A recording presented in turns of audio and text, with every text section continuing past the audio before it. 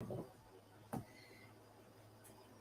guys, how are you guys doing? I hope you guys are doing well, and I hope you guys can see me okay. I'm playing around with the lighting here to see if I can get some lighting and stuff. Hope you guys can hear and see me and stuff. Can somebody put, yeah, I can hear you and I can see you good and stuff like that. I just don't want to be like talking and stuff, and then we're having like technical difficulties and I didn't know about it. All right, so it looks like no one's saying they can't hear me. Okay, so I'm gonna assume you guys can hear me. Okay, so happy Friday, everybody, and I am so glad to see you guys and stuff. I have been doing research all week, and because I started thinking about holidays are coming up. We're all making our gifts for people, and setting up for those of us that sell. And there's really two types of ways that you can go ahead and you can sell your embroidery or your sewing or any of the crafts that you do. And there's like good and bad for both ways, right? So I just wanted to talk to you guys about some of the things that I found and some of the things that I've experienced, and also have the conversation with you guys of what have you guys experienced. Okay, so I really would love it if you guys could even share your experience on the chat. And I don't even mind giving you guys a link if any of you guys want to join me on video to talk about what your advantages or disadvantages were. But just going to Team Mellow. Mellow is sleeping. Okay, chocolate woman. So I'm gonna let him sleep for a little bit, and of course we'll have him do his cameo and stuff like that. But let's get the 411 first, because I don't know if he comes here if he's gonna act up and then kind of like mess me up and get me all like confused and disoriented and all that. You know how it is. Okay, so all right, so couple of announcements. Okay, you guys know that this is the second year that I'm going to be doing the Esther Gifts Exchange. We already have 31 people that have signed up. Okay, I ask that we only people from the US get to sign up.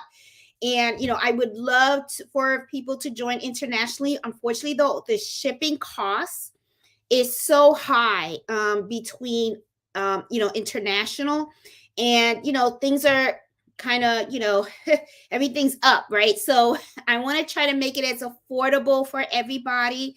So until I can come up with some kind of way that we can do stuff with folks that watch us internationally, it's going to be open for just US recipients. Okay, so right now we have 32. We do have one that's from Canada, but I will be working with that person, okay, personally. So I'm going to be reaching out to that person, and I'm going to do a gifts exchange with her, and also I'm still going to join in the gifts exchange with everyone else. So it's the last day to sign up is October 31st. Okay, November 1st is when I am going to do the draw, and everyone's going to be paired off with somebody, and that person that everyone's going to be assigned a person, and that person that you're assigned to is a person that you're going to create the gift for. So the max that you can spend on any type of materials or anything is $15. And because I wanted to keep it economical, you don't even have to spend the $15 if you don't want to spend the $15. If you have something in-house fabric that you already have or anything like that, it's just for you to make something for someone. Okay, because we're all crafters, we're all creators, and I thought this would be a great opportunity for us to give to each other. Okay, it was really successful last year. A lot of people loved it. They had a great time with it, and they really had asked me to do it again this year. So I figured, why not? It was really successful and it was really fun. And one of the things that I'm going to do also is I'll probably do like a Zoom meeting or something where everyone that participated in the gifts exchange can meet, and then maybe we can all talk about the things we've made and even the gifts we received. I thought that would be like pretty neat. And it also give us all some FaceTime to meet each other and stuff like that. So, just to let you know, the link is in the Facebook group, okay, which is the Embroidery Happy Hour Adventures. I will, put a reminder out there tomorrow morning for, if there's anyone else that wants to join. There's no obligations or anything like that, okay? The only thing that I ask, is that if you do decide to do the gift exchange, please make sure that you do provide the gift, okay? Because I don't want anyone to not receive anything, okay? And if something happens and, please reach out to me and let me know so that I can work with you, or, I'll do something for that person, okay? And so, just wanted to put it out there, okay? So now let's talk about this week's topic, okay? Selling local and selling online, okay? Let's talk about selling online, the pros and the cons, all right? Now, these were some of the pros that I found when I started thinking about selling online, because I do both. So I kind of have the experience on both, and I kind of know what I like and what I don't like on both areas. So I wanted to share this with you guys, okay? Now, online, one of the things that I really love about online is that you really get the opportunity to reach a larger audience, okay? I mean, you could actually choose whether you just want to sell people in the US, or if you want, you can do US, and you can also sell internationally as well, okay? So you do have a broader audience that you can sell your products to, and all your embroidery items and stuff like that.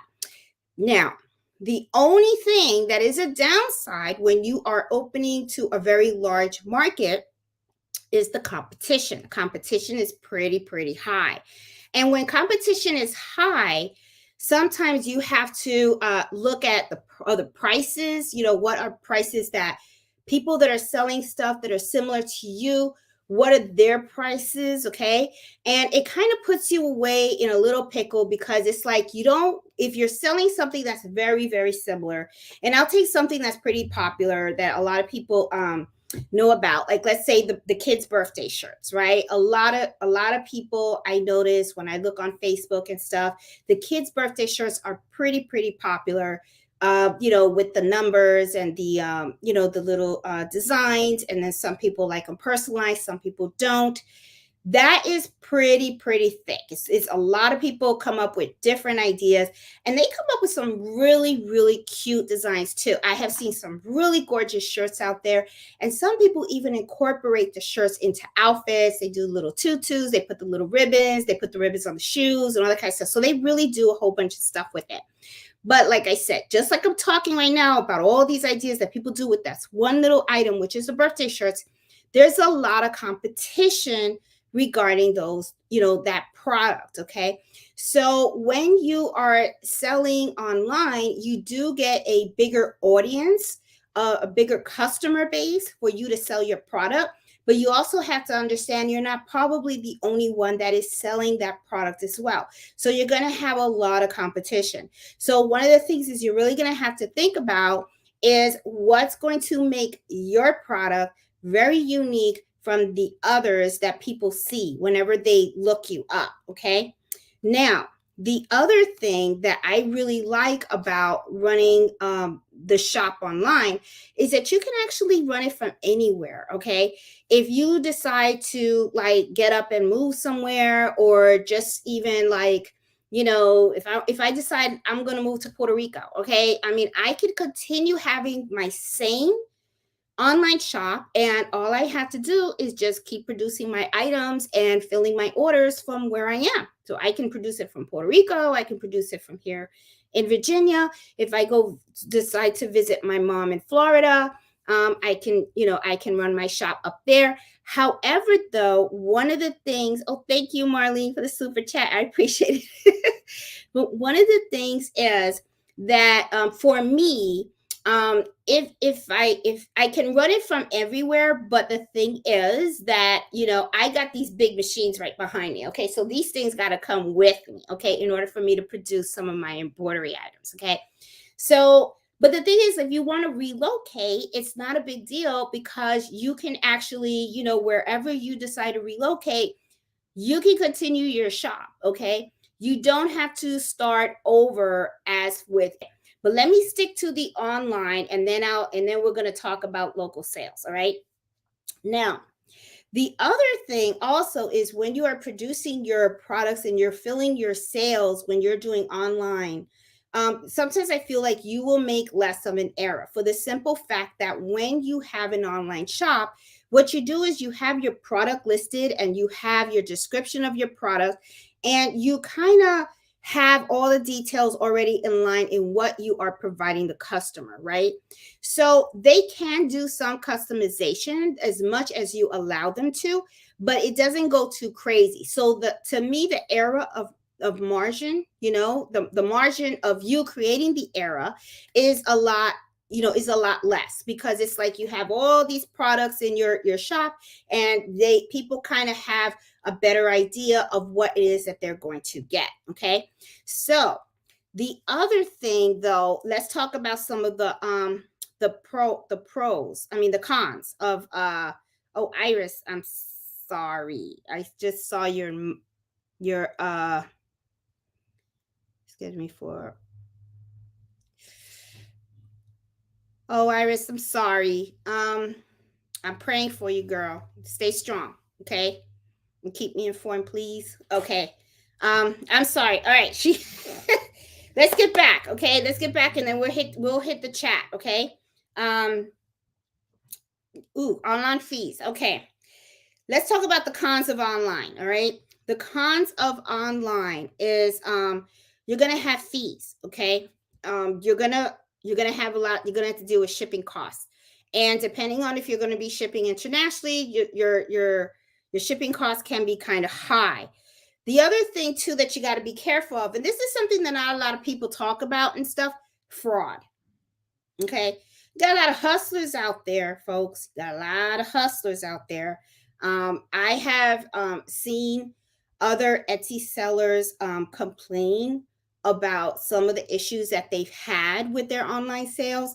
Like you'll have people that will go ahead and purchase the product, or and then after they purchase the product, they will try to fight for a refund and try to keep the product. Some people will say they never received the item when, if you have the tracking number, for a fact that it's been shipped. You're going to have to, there will be issues where it's going to come up. Okay. You just have to know how to deal with them. Okay. And stuff. And, the other thing too, another con that I came up with, got a little distracted. Sorry guys, keeping my mind focused right now. Is that it can be kind of hard in a way when you're online to build customer trust. And I'm gonna tell you a little story, which is kind of funny. Okay. It was really a local sale. Okay. It wasn't, but it was a local sale that we were doing online. It was a lady that had found me out, and she reached out to me and she said, "Oh my God, you live close to me, and I want to place an order to get a golf towel made for my husband." And I said, "Okay, that's fine." So she told me exactly what she wanted. And I was like, "Okay, I can do this." So I went and I said, "Okay, well, I designed the towel for her and everything." And I told her, "Okay, it's going to be $20 and stuff." And then I told her, I said, "The way that I do things is you have to pay up front. I always take my payment up front before I do any work." Now, she came out like this. She wrote me back, and she was kind of like, which, I don't blame her. Okay. I don't blame her for what she did, because just like we have to be careful as sellers, buyers have to be careful too, because there are people out there that are, setting up these little shops and stuff, and they're hustling people too. Okay. So both parties have to be very, very responsible, and, they got to be very wary. Okay. So she came out, she said, "I don't feel comfortable giving you money because I don't know you." And I said, "Well, I don't feel comfortable taking the order because I don't know you." Okay. So it's kind of funny because it's like, we both were like, "Who are you?" Okay. But then she looked me up, and I told her, and because one of the things that I told her was, if you're uncomfortable with doing the transaction this way, I said, here is my Etsy shop. You can look it over. And if you like, I can create a listing for you through Etsy. That way you purchase it through Etsy. And instead of me putting it in the mail, you can come over and you can pick it up, or I can meet you somewhere and stuff like that. So once she went through my Etsy shop, and then she even saw the YouTube channel, all that kind of stuff. And I even told her, I said, this is where I live. I'm not going to I actually like where I live. I'm not going to pack up and go, Then she felt more comfortable. And it was kind of really funny because we both laughed. And she was like, I'm so sorry that I did that. But I told her, do not apologize for ever being careful. I said, you should be careful. And I totally get it. And I totally understand. It's okay, But the thing is, you have to always, keep that in mind about fraud, okay? Whether you're the seller or even the buyer, okay? And so because of that, it's really hard for you sometimes to build customer trust, okay? So sometimes you'll see a shop, and now anybody can put up a shop, okay? Anybody can create an account on Shopify and build up a store, or sell things through eBay, or set up an Etsy shop and all that kind of stuff and everything. Now these platforms do their best to try to make sure that the people that are setting up the shops are legit and all that kind of stuff. And they do sometimes go in and you can open up cases with these platforms if you have a problem with a seller, or I think maybe you could do it for a customer. I'm not too sure. I never had to do that, thank goodness. But these platforms do try to make it as safe as possible for both parties to be able to to exchange, to sell and to buy. But building the customer trust online, it is a little bit harder, okay? You really have to try to establish your base and everything. The way that I usually do that is you really have to make your shop as transparent as possible, okay? And what I mean by that is make sure that you take the time to pay attention to the details when you are setting up your online shop. For instance, just don't throw stuff on there, okay? Now, I'm going to tell you up front, when I first started my Etsy shop, it does not look like it looks today, okay? I started little by little because I was starting. I didn't know. It's a learning process, okay? So what I did was, I did create my banner, and I started putting my listings on there, but I didn't pay attention too much to the details as I really do now, because now I'm more seasoned. I've been running the Etsy shop for a couple of years now. So now it's like I have a better idea and understanding of how to work the platform, okay? So now I have a really nice banner on the shop. On the shop. Now I actually do take the time to review my listings and make sure that my descriptions are in good detail, that I can make sure that I can offer different options. Like if I have dinner napkins, the different colors of dinner napkins, I try to give folks the different options of thread. I try to make my listings as detailed as possible, because I feel that the more detail that you provide the customer regarding the item that you're trying to sell them, the more chances that they're going to feel comfortable buying from you, because they have an idea. Take more pictures of your products too, okay? Make sure that you can provide details of the product. Sometimes too, they do a video. Etsy now allows you to put videos in the listings where you can take a product and you could be like, oh, look, an iPad, and you can take it and you can open it up, and like, let's say I'm selling this iPad case, I would be like, oh, look, I can open it up, I can do it like this, or I can close it like this, or you know what I mean? You guys get the picture, right? So so you have to try to build that customer, that attract the customers to your listings, and also building the trust. Another thing too, in building the trust, it's a little harder, but the thing is, it is doable, is customers will trust you, right, when they read your reviews, okay? It's very important for you to make sure you have good reviews in your shop. One of the things that I do is I make sure that let me see, what do I do? I have these little stickers. Let me show you the stickers that I use. Yeah, I'll just pull one out. I have little stickers like this, and I put this on all of my products, okay? And I like to do that, and I like to put that on, put the sticker back, because, you know, I recycle my stickers, you know, because every penny counts, okay?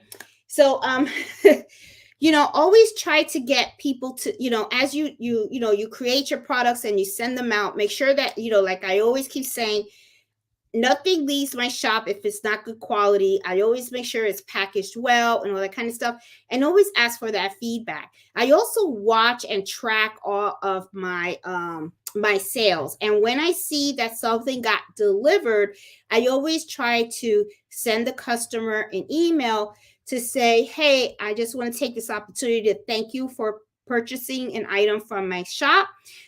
You know, if you have an opportunity, can you please leave a 5-star review? Or if you can't, can you let me know what I can do to like help you, you know? And you know, I mean, you know, to correct whatever it is, right?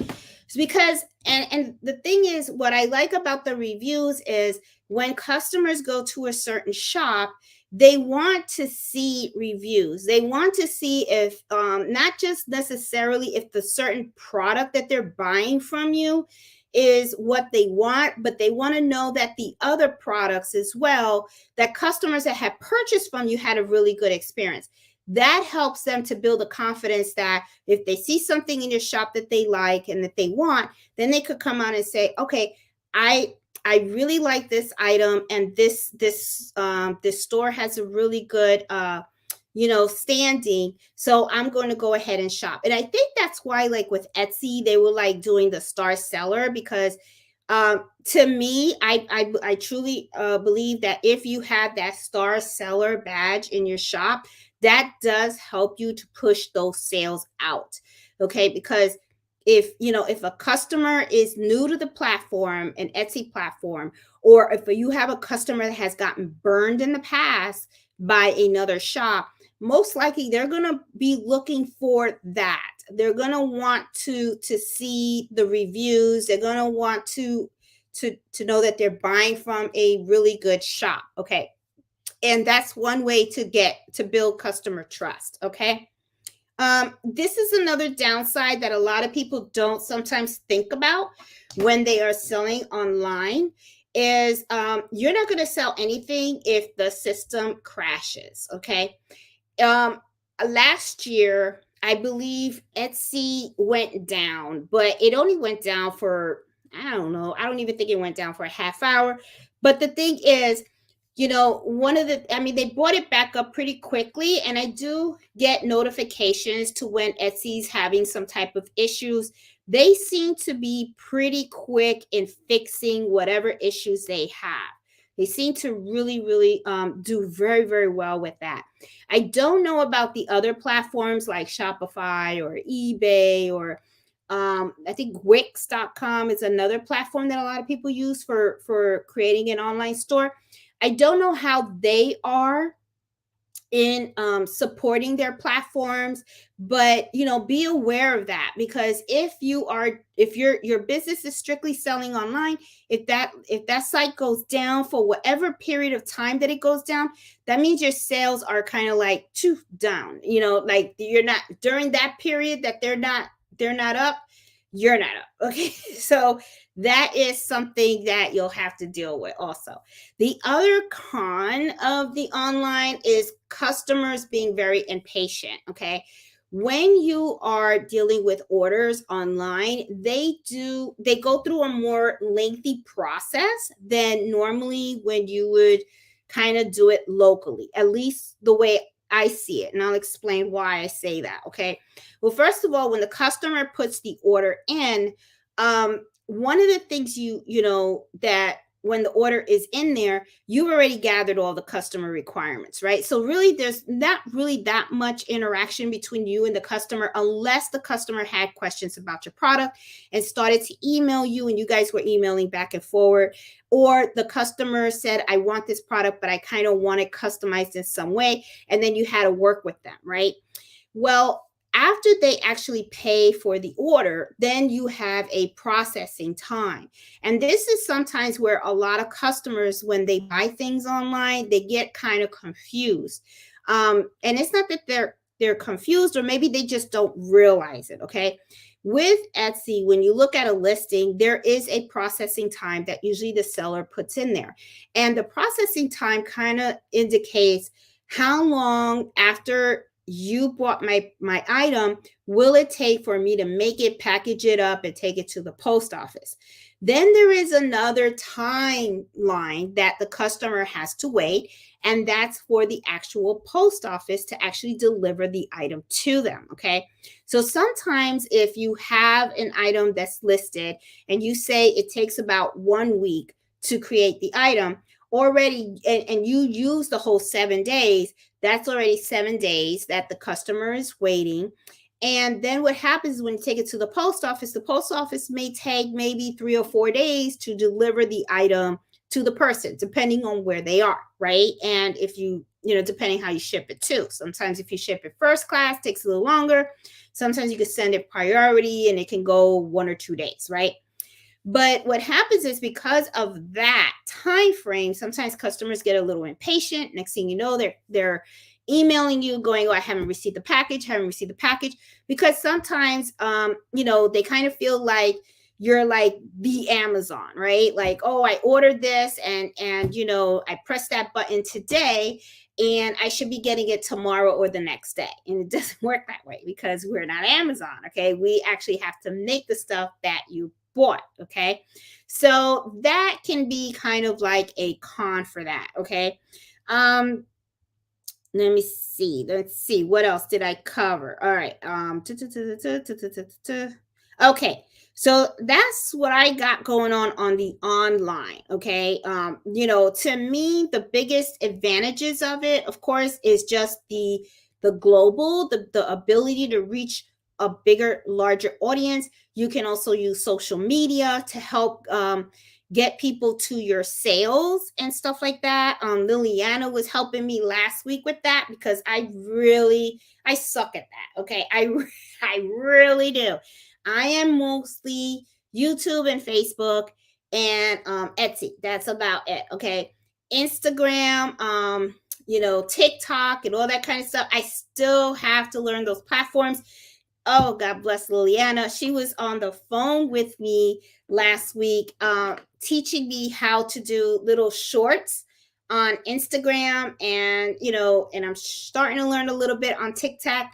I'm going to get better. Okay. It's just that I need to learn it. Okay. So it's just something that is going to take time, but that's okay. It's all going to happen. All right. It's all in time. So, but if you are good at social media and all that kind of stuff, and you understand all those platforms and stuff, that can really help you to really gear people to your shop. Okay.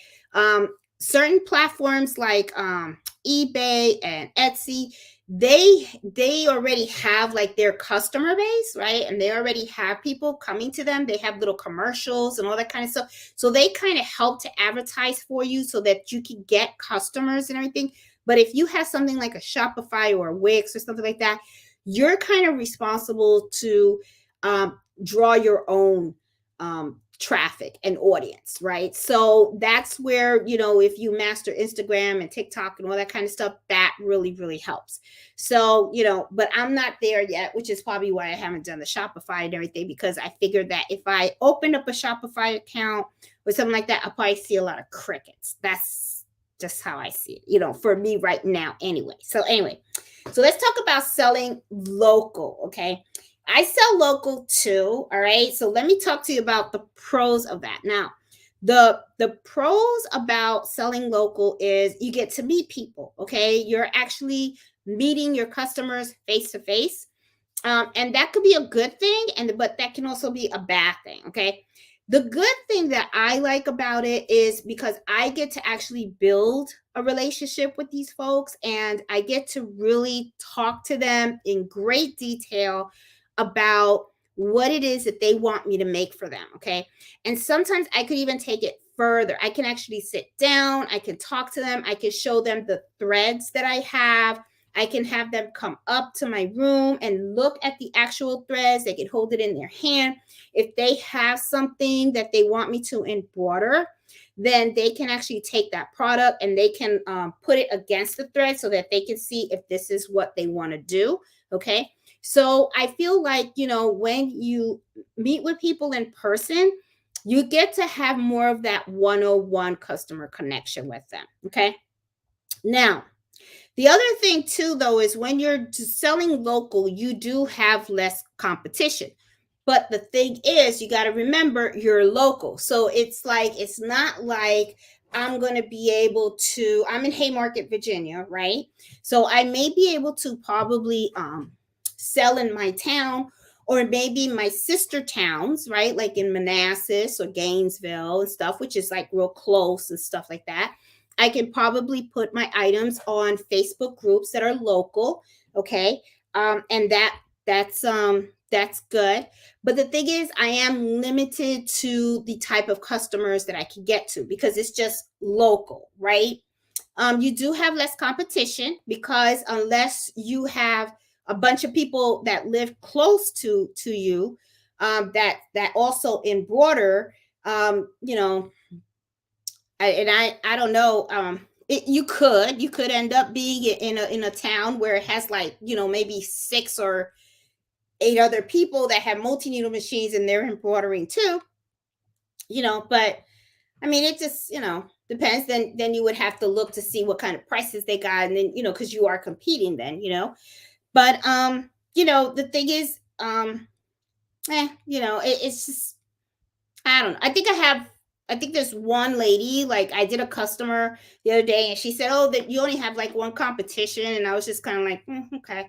I mean, it didn't bother me because my whole thing is I think that lady, she focuses mostly on local stuff. I'm really not into local stuff. I actually prefer my preference, okay, is online. I love online orders. And the reason why I like online orders, it's not that I don't like people. It's not that. It's just that I just like keeping everything simple. I like my life simple. Okay. I really, really do. And I feel like when you do things online, things are a little more simple because it's like you have a product, you have it out there, and either they buy it or they don't. Right. But when you are dealing with a customer locally, a lot of times those local orders are a little more customized. Okay. They, or if they want what you want online, then that's great because then I can just pop it out and then they can come pick it up or I can deliver it to them. And that helps save me on fees, okay, and shipping and all that kind of stuff. That's the pro also from local sales. When you have local sales, you don't have to pay all these fees that you pay on these online shops and platforms, right? All you have to do is just talk to the person. And what I do is I use QuickBooks and I'll create an invoice from QuickBooks and then I'll just go ahead and then I'll just invoice them. And then they'll come and they'll either pick up the item or I'll deliver it to them. The other thing too, which it can be a pro and a con, okay, when we is like I would say, sometimes I do more customized work locally than online. And the simple reason that I can do that is because I can have customers bring items to me. So, like this past week, I had a lady that bought me a dress, she bought me a hat, and she bought me a bag and a jacket. So those are not items that I have in my shop. These are not blanks. So she brings me the blanks, and all she does is, ask me to do the embroidery on the blanks. Now, of course, I will only embroider on blanks that I know I can replace and that I know I feel confident in embroidering on. So I had no problems with those 4 orders. And then all I did was I just charged her for the embroidery service. To me, that is a big pro because what I'm doing is I'm just using stabilizer, thread, my time. And the stitch outs were all monograms and name. That's it. Wasn't anything fancy or anything. She bought the blanks to me, and it works. Just like when I did the women's club shirts, to me, all I had to do was charge for the embroidery. Okay. They had their logo. I worked with a digitizer. I got that digitized. They were responsible for getting all the shirts with the different sizes and everything, and then they bought all the shirts to me. They bought the shirts. I just did all of the embroidery for them, and I just got paid for the embroidery service. Okay. I didn't even charge them for the digitizing, for the simple fact that, they bought so many shirts. So when you are selling local, there's good to it. Okay. Because I didn't have to do the Etsy fees or anything like that, because Etsy charges like 6.5% now for fees. And get this, if you've made more than $10,000 in sales in the year, okay, then they actually put you into these Etsy ads, right? And you don't have an option, okay? And what happens is if somebody buys something from you to through those Etsy ads, you get charged 12% Etsy fee. So that's a big chunk, okay? So I just want to let you know it's a big chunk. So when you're selling local, there is advantages to that. Okay, there is a lot of advantages to that because of all of those fees that you're avoiding. Okay, you don't have to share that sale with anybody because that's something that you made on your own. Okay, and you also don't have to be bothered with shipping because there's nothing to ship. You go and you see the person, and then you go and you exchange the item. Okay. However, though, there is something that can be a big drawback with with online local selling, okay, which is kind of true with online, but to me, I feel that it is really big when you're doing local sales. Okay, your reputation. Okay, all you need is one. And don't think that you won't deal with fraud when you're dealing with local orders either. Okay, and I'm gonna tell you why. I'm gonna tell you a story of a friend of mine. Okay, he was in construction, and well, he still does construction, right? And he did my basement, and he did a basement for someone else, and it was a big job. Okay, and what he usually does is he will look at the work that has to be done. He'll write up the quote, the estimate, and stuff like that, and he tells the customer, you give me half now, and then when the job is complete, you give me the other half. So what ended up happening was he got the first half. He built the whole basement, and then after he was done building the basement, the customer said, well, I think I paid enough, I'm not going to pay. So next thing you know, he ended up in court having to fight for the rest of that money. Okay, which he got it with interest, thank goodness. But the thing is, when that happened to him, and he's a really nice guy, very hard worker, he does quality work. It made me think about me, and I was like, okay, well, that's when I came up with the policy of, when you buy something online, you pay first, then you get it. So I use the same principle on my local orders as well. Okay. If you're going to do a local order, then that's fine. I will create, I'll gather all the requirements. I will do the invoice. I will send it to you. This is how much it is. And once I receive the payment, then your item is going to be processed. Because what goes through my mind is the last thing I want is to take an order. Okay. And let's say I'm the one that provides the blanks. And then I go and I spend my money on the blanks. And then I go ahead and I create all these personalized items. And then this person comes out and says, I don't want it anymore. Or decides to pick it up and says, I don't want to pay full price. I don't want to deal with that. I don't want to deal with those issues. I don't want to be in that situation. So the way I do it is you pay me, okay? And then you'll get the service, because you do the same thing online. You don't go to Amazon and say, hey, Amazon, I want this. When you bring it over here, then I'll give you the money. You don't do that. You don't do that when you order something from Macy's. You know what I'm saying? So it's the way I look at it is that's just how I roll. Okay. Now I have heard horror stories about people that have took 50% or say, oh no, you pay me afterwards. And then next thing you know, the person never comes back or something like that. I don't want to deal with that. I just don't want to, I don't like the drama. I really don't. Okay. And then what ends up happening is then you're in a conflict with a person. And this is the person that lives locally to you. And don't think for 1 minute that people don't talk. Okay. And if selling locally is your bread and butter, you best believe that person is going to run their mouth. And most likely, they're not even going to tell the truth about what happened. Okay. Because you'll be surprised how different versions of the story just get born. Okay.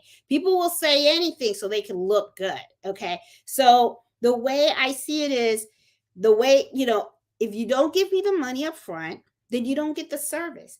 And if you don't want it, if you don't want the item, I'm okay with that because I don't need the problems. Okay. Go give it to somebody else. That's just how I am. Okay. To some people that might be an issue and they'll be like, well, Jeanette, you're losing a customer. Well, you know what? You could lose 10 customers if you're dealing with someone that's very, very difficult and it doesn't turn out right, because people will talk and before you know it, then your reputation's in the mud and now you got a problem. It's an issue. There is an issue. Okay. So your reputation and your branding and all that stuff can be on the line real quick. So that is really the only thing that locally I'm very, very conscientious about. Okay. I always I like to be very humble.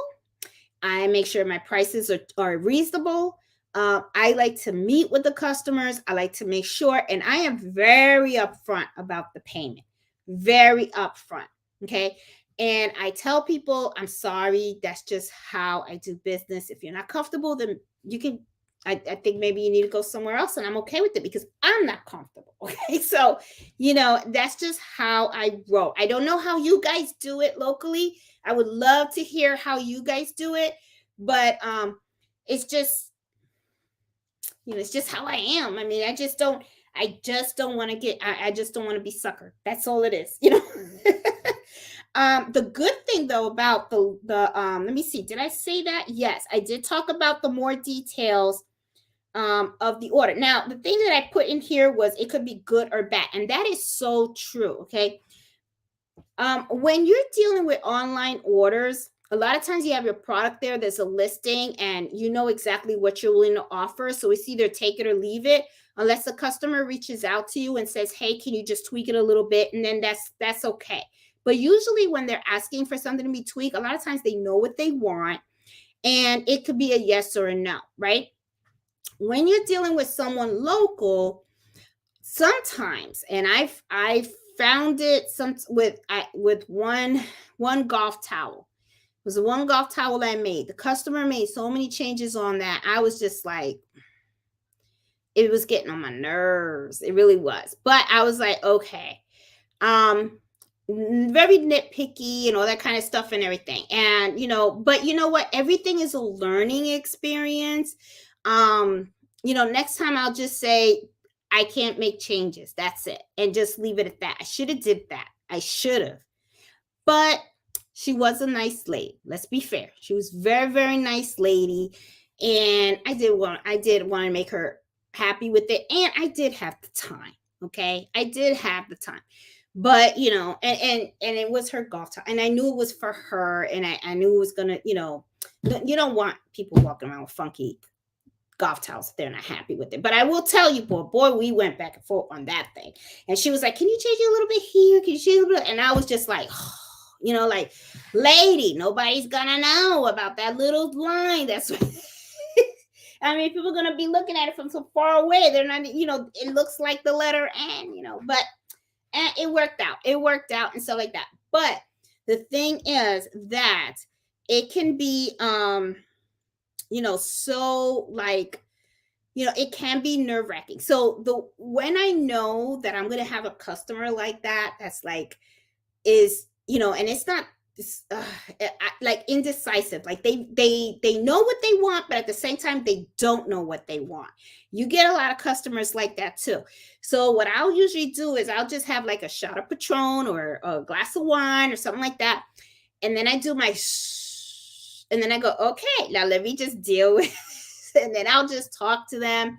And I always talk to myself and say, Jeanette, be patient. They don't know. And sometimes too, okay, this is the other thing too that we as sellers have to be patient about also is sometimes they really just don't know. They don't know what embroidery is. Okay. A lot of times people think that embroidery is the same thing as an iron on. Okay. As taking an image and just printing it out on a printer and ironing it on a shirt. They have no idea that you are taking an image and you're converting it into thousands of stitches. They really don't know anything about the process of embroidery. They don't understand about the density of a design, that the type of fabric that you're embroidering on is important. They don't know about stabilizer. They don't even know about the time frame that it takes to stitch out a design, okay? Like when I did the women's club thing, that was 34,000 stitches. Okay. And the thing is, I'm not one of those people that I put the max speed on my machine. I usually like to run these machines at 700 to 800 stitches per minute. I like to take my time, especially when I am embroidering small fonts. Okay. I like to babysit my machines and I like to really take my time embroidering all my items. Okay. Especially if they're for customers. If it's a design that's pretty simple, then I'll have it running at the full max. But if I have very dense designs like patches with small fonts and everything, and I have different needles and different color threads and all that kind of stuff, or different types of threads like a metallic thread or something like that, I always like to slow down the machine and I like to babysit, I like to take my time, I like to make sure that it is stitching out correctly. That takes time. Okay. It really does take time, especially if you want good quality work. You should never rush a project because that's when errors happen and that's when you overlook things. And then next thing you know, you're really not doing your best type of quality embroidery. Okay.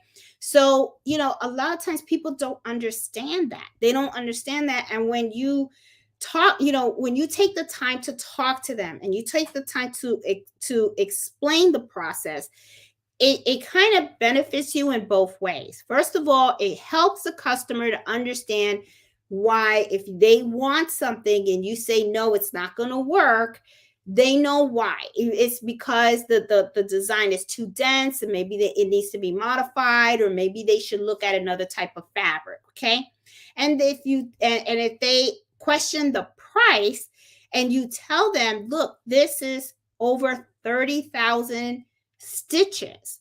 It takes about 45 minutes to 50 minutes, 45, 50 minutes to embroider one shirt. Then they start to understand, that's why embroidery costs a lot more than if I go and I buy an iron-on shirt. Okay, iron-on shirt is just print it out, turn the heat press on, just preheat the shirt, to get any kind of stuff off of it, and then you put the picture on it and you iron it on and fine. Now I know there's more stuff to it, but it's a lot simpler. But when you explain in detail the embroidery process, people do appreciate that. Okay. So but the thing is, like I said, it can be a good thing and a bad thing. I know that when I work locally, I do make more money locally than I do in my online shop. And the reason being is because I am mostly not embroidering on my blanks. I'm embroidering on their blanks. So what they're doing is they're just paying for my embroidery service. Okay. Which, to be honest, that's what I love, because that means that there's no Etsy fees and all that kind of stuff and everything. So I just charge the tax on the invoice, because you got to collect your sales tax whenever you make the sales. But, it's just, to me, it's more profitable locally. But it can be kind of stressful too when you're dealing with some other people's embroidery blanks, because if something happens, I replace it. I do replace it. And if when something does happen, I have to replace it, then I do have a loss. Okay. Because obviously then I have to cover the cost of that blank, because it's not the customer's fault why my machine ate it up. Right now, thankfully, nothing like that has ever happened. There was one time when I did a robe, it didn't come out right. Thank goodness for that Peggy Stitch eraser. I tell you, those are the best things. We always, talk about, the seam ripper, but I took that Peggy Stitch eraser, and boy, that thing took out all of it. And I was, and I had even went online and I reordered the robe, but I was able to save the robe that the lady bought me and embroider it correctly and then give it to her. So then when those robes came in, I was able to just return them. And I was like, whew, thank goodness for that, because I didn't realize how expensive those rolls were. But it happens, right? So, so let me see. Let's see. I think, is that all that I could? Hold on. I had some more notes in here. Okay. Okay. Let's talk. Oh, well, local, the con about local placement of shop. Okay. The thing when you also run local is, remember, you're building your customer base locally. Okay. Around the area that you live in, right?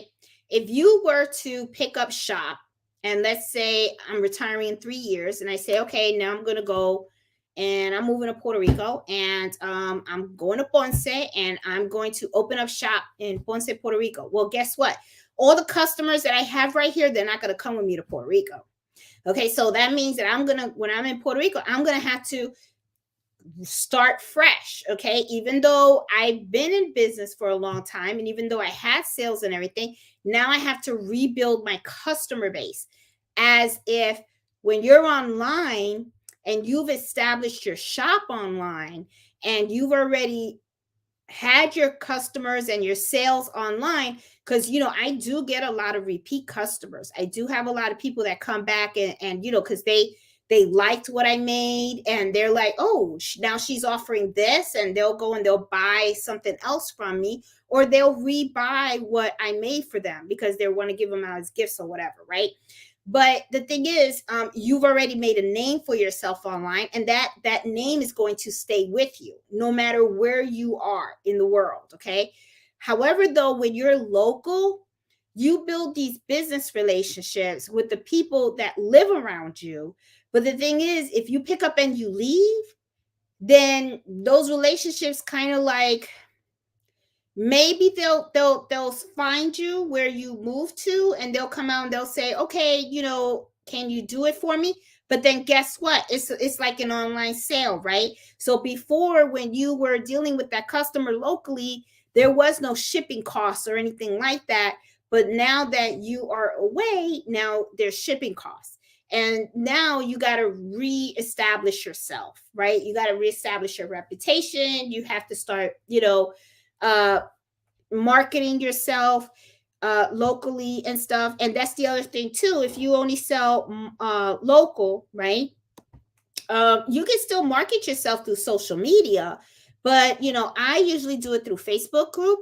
Like, in my community, we have a Facebook group. So I'll just, like, I know it's a golfing community, so every time I have like a new golf design for golf towels or something like that, or the holidays are coming, like today I posted and I said, hey, I took a picture of a golf towel that I made and some of the dinner napkins that I make for the holidays, and I said, hey, if anyone's interested in any type of dinner napkins or golf towels, the holidays are upon us, just let me know. I do embroidery. I can, and here's the link to my Etsy shop. I have a lot of designs that you guys can look at. So, and that's usually how I advertise myself. And then what ends up happening is people that buy from me locally, when they pick up their items from me, I always put like 2 or 3 business cards in there so that they could share it. Like I had a lady come with a swim jacket, and she wanted Victoria on it. So I gave her a couple of business cards. And then when her daughter went to the swim meet, everybody was like, "Oh, how'd you get your name on the jacket?" And the next thing you know, I ended up getting like 2 or 3 parents. Can you do mine? I'm like, sure, no problem. And you already did one, so I already know what they want. That's easy money. Okay, so I'll be like, sure. So there's ways you can build your stuff. Another thing too that I recently found out too is if you see that a new business had opened up, this is just a little hint. Okay, let's say where you live, new restaurant opened up, right? And you look at you see their logo, right? Go get the logo digitized and then do a test stitch on it, okay? And just put it on felt or something like that, and then just say, hey, go dine there and everything, and then say, hey, is the manager there? And then just talk to the manager. Go, hey, I just wanted to say hi to you, introduce myself to you, and I just wanted to give you this. This is your logo embroidered, and I do embroidery, and if you need some shirts or dinner napkins or whatever, feel free to reach out, and that's it. And you never know. You never know. They may call you. They may call you because, to be honest, that's how I ended up with the women's club shirts and stuff. Because a girlfriend of mine, she belonged to the women's garden club, and she wanted mugs made with the logo, right? So I made the mugs for her, and at the same time, I already had the logo. So I went and I had Fazel go ahead and digitize it for me, and he digitized it for me, and then I just took a shirt, a $3 shirt from Michael's. That's it. Did a little logo on there, and I just stitched it out and stuff. And when she came to pick up the mugs, I gave her the shirt. Shirt only cost me $3, and it only cost me about like $15 to get the logo digitized. It wasn't that bad. Okay. So to me, that's a business expense, and it's something that can lead to more sales, right?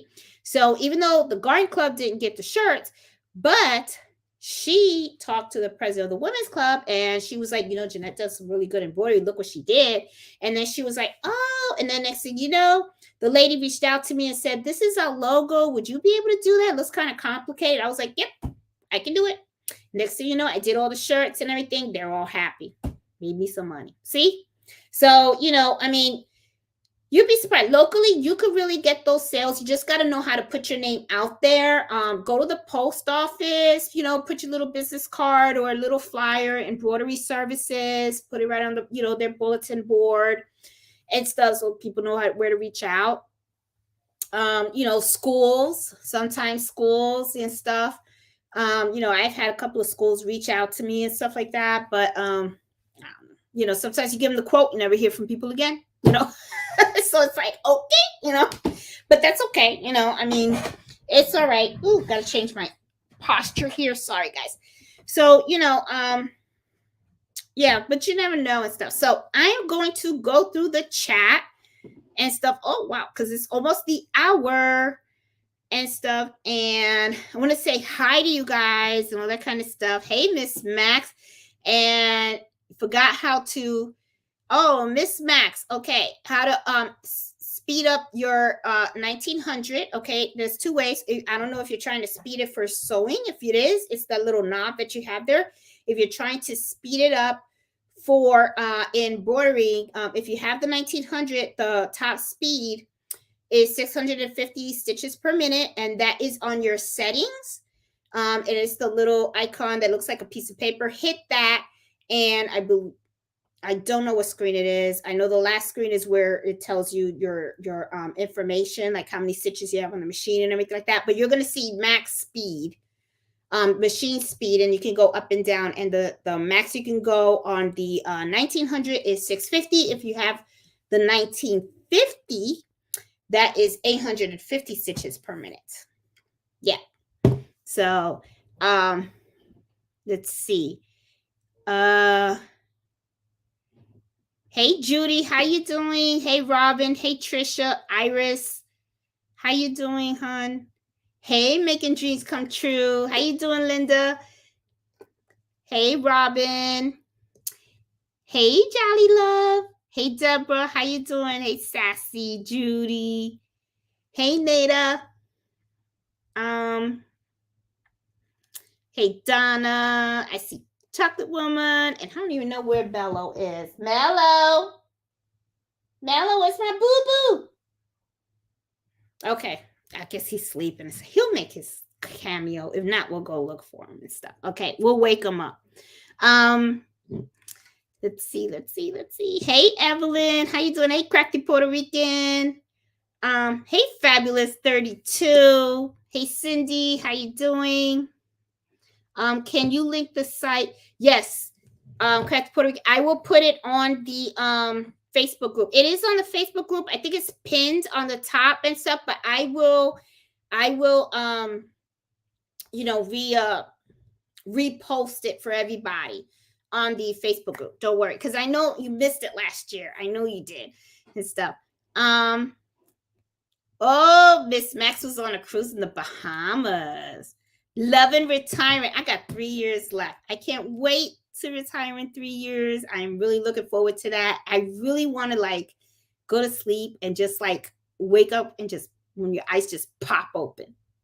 I just love, I would love to do that. And, and just have to like wonder what day is it today? Because you're not working. Oh, you have to, but I will say I will always remember when that pension check's supposed to come in. I'm gonna know.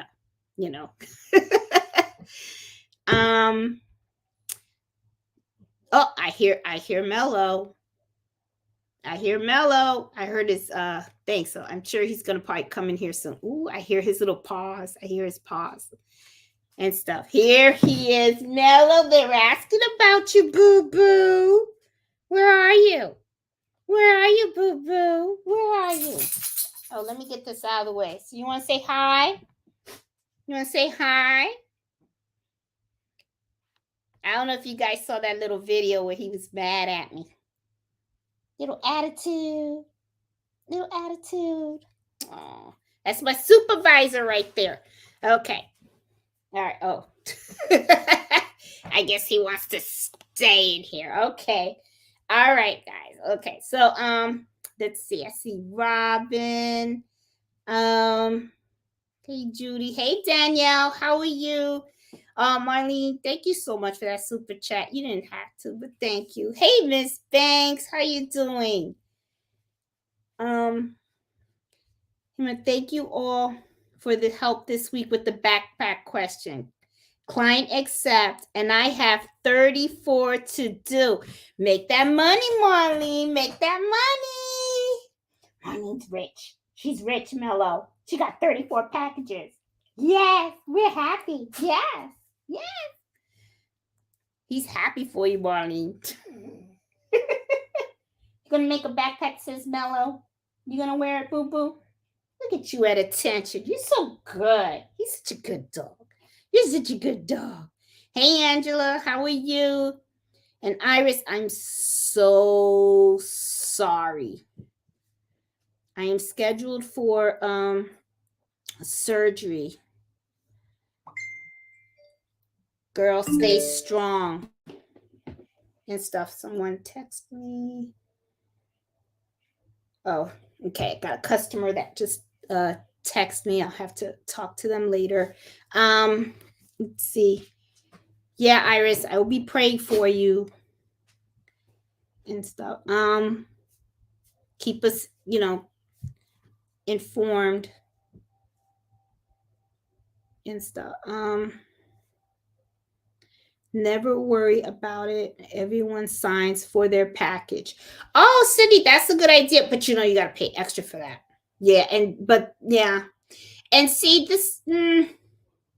Usually, when I send out my stuff, it only takes about. It's not that expensive to send out. Maybe I should do that and do the signature for the package. Yeah, because I know last year when I did the Christmas stuff, I only had one package, but it really was a lost package. It was a lost package because the package, I tracked it. I mean, it traveled everywhere, but to the customer. And then it came back to me. And I was like, what the heck? So I don't know. I think, but the way I look at it is, bye, Mello. Okay, so the way I look at it is with the postal service. When they have so many different packages in the summer, yeah, I mean the summer, in the during the Christmas, the holidays season, when they have so many packages, it's very, very easy for them to make mistakes, and they're gonna make mistakes, right? So, for them to just mess up one of my packages, it wasn't that big a deal. And the customer was really, really cool about it and stuff, because I stayed engaged through the whole process of us trying to find her package and everything. So, it it worked out and stuff like that. So, yeah. But that's not a bad idea of getting somebody to sign for their packages and stuff. Um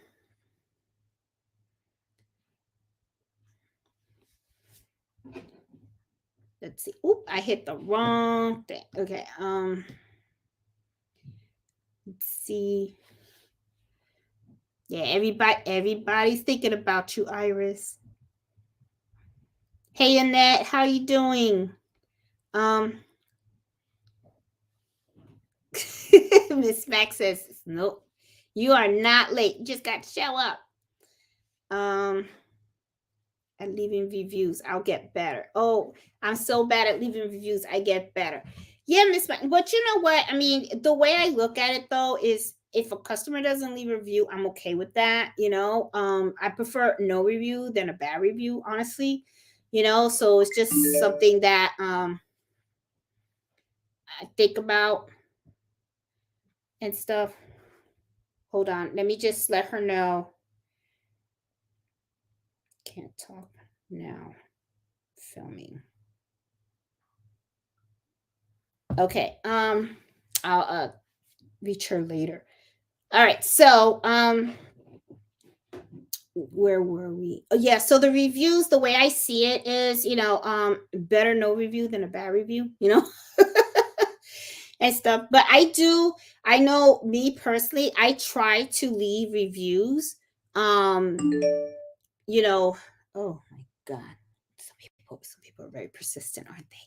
Oh, wow. Okay. So, I try to leave reviews as much as I possibly can whenever I buy something, especially from an Etsy shop, because I know how important me being an Etsy shop owner is, and I don't like leaving bad reviews for anybody. If I do find that I have a problem with something that I bought from someone, I always write to them and give them the opportunity to correct it. And a lot of times things can be corrected if you reach out to them, because I prefer to do that than to like leave a bad review, because the way I see it is, you don't know the situation of people, right? That's just how I see it.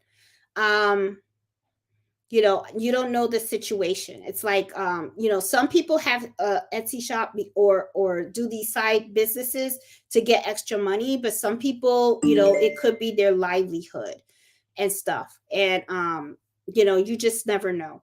So, I just don't like doing the bad reviews. Unless I have no choice. That's just how it is. I keep getting distracted and stuff. I'm gonna have to whew, I'm gonna have to have that conversation. Can't bother me Friday after 8. Can't do it. Can't do it. Okay. Let me see. Have you ever thought about craft shows? Hey, Veronica, I have. But let me tell you about the craft shows, Veronica, that I find. Okay. Depending on the event that you're looking for, these little spots that people are renting can be very, very pricey. Okay. We have I looked at some, and they charge about like $1,000 for a booth. Okay. And to me, it's not worth it when it's that high. However, though, if you go to small town events, right? Like right here, we had like Haymarket Day. And I found out that for Haymarket Day, it was only about like, I think it was like $50 or $60 for a booth. Okay. And it's for you to set up your own little table. So to me, 50 something dollars for you to set up a booth so that you can create, meet people and all that kind of stuff and everything, that's not bad. that's not, that's not bad at all. But it just depends on, how much they're charging for you to have that setup fee. If it's like $1,000 for me alone, I wouldn't do it. Now, I probably would do it if I had someone to split the cost with. Okay. Then I would say, okay, then, if I could take $1,000 and split it 3 ways and give it a shot, right? Just to try that. But $1,000 for one person, that would be a lot of sales that I would have to make in order for me just to recoup that money back. So, craft shows, it's a hit and miss. It just depends on how much that spot costs. And then it depends on how much are you sure that you're going to sell to make up that money. Because if you're not going to make that money up, then it's going to be not good. You know what I'm saying? It's like kind of like a loss, unless you're trying to think of it from a perspective of, I just want the experience, or, I just want to have the opportunity to network. You can factor that in as a win, and stuff. But to me, it's like, I don't know. I've thought about it, but I think if I do craft shows, I'm going to do it on a small scale, because spending $50 on a spot isn't a bad idea, but spending 1,000, and I've seen some spots where it's like 1,500, but we're talking about like big quilt event craft shows, like the one that I went with Miss Banks. We went to that quilt sewing show. That's very expensive. Those spots were very, very expensive, but people actually have to pay to go in. But if you go to these little town ones like they had here in Haymarket Day, these are just local, and nobody pays to go in. They just block the streets, and then everybody puts little tables up and little tents and stuff like that, and then they just sell, whatever they sell. So, for me, I'll probably do that. I am thinking about trying to do that next year. But I'll see. That can be kind of tricky too, because I don't know if I'll be able to do that alone. I may need to have somebody to help me too, because you got your stuff out there, and you want to make sure that someone's there watching the stuff, because you don't want to be robbed. You could be turn your back, and next thing you know, all your products are gone. You never know. Say so. You got to have someone. I think it's always better if you have somebody there to help you, somebody to run the register, somebody to talk to the customers, somebody to put the products out and stuff like that. So I don't know. I'm thinking about it. I think I'm going to try it, but I'm going to think about it. I don't know. We'll see. Hey, Annette, how you doing? Hey, Cheryl.